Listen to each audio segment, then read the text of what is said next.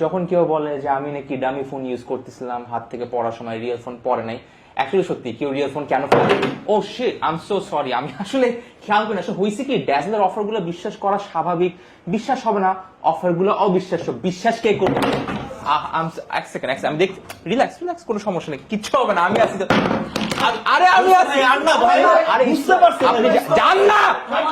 Wait wait, পোলাপাইনের সমস্যা হচ্ছে ওরা বুঝে না যে ড্যাজল আপনাকে একটা এমন অফার দিচ্ছে যেখানে আপনার যে কোনো পার্টস ভেঙে গেলে ফুল ফ্রি রিপ্লেসমেন্ট।